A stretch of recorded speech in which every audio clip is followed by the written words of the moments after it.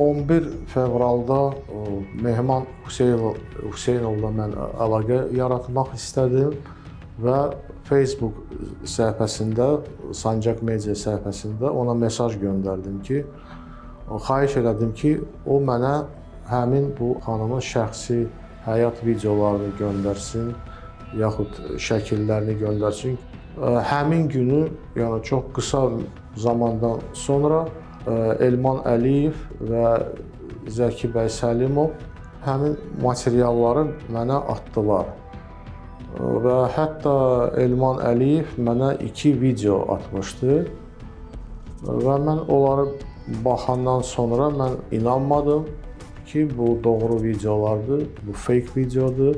Bu Mehman Hüseynovun ondan gələn onun vasitəsilə yayılan videolardır.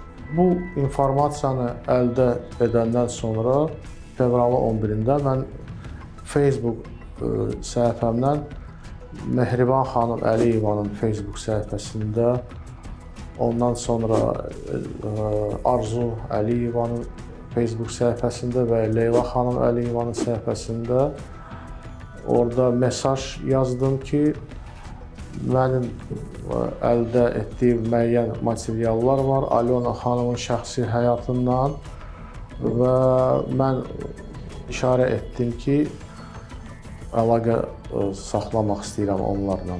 Ancaq heç bir reaksiya olmadığına görə fevralın 15-də mən görəndə ki, deməli, mənim mesajlarıma cavabı olmadı, qərara gəldim ki, məktub yazım və Heydər Əliyev fonduna, saytına ora girərək, orada müraciət bölməsində məktub yazdım, orada öz e-mailimi qoydum və telefon nömrəmi qoydum.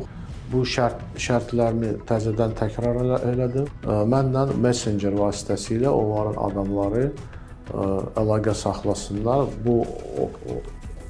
Bunu eləməsələr, mən artıq bu informasiyanı, məlumatları bütün dünyaya yayacağam. Deməli, informasiya agentliklərinə, səfirliklərinə, parlamentlərinə və s.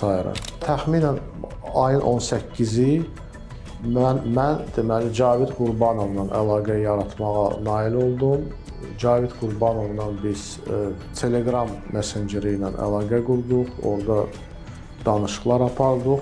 Mən Cavid Qurbanova şərtimi səsləndirdim. Dedim ki, mən 10 milyon avro tələb etmək istəyirdim, ancaq deməli, fikrimi dəyişdim və bu iş tez olsun deyə mən 5 milyon avro tələb elədim.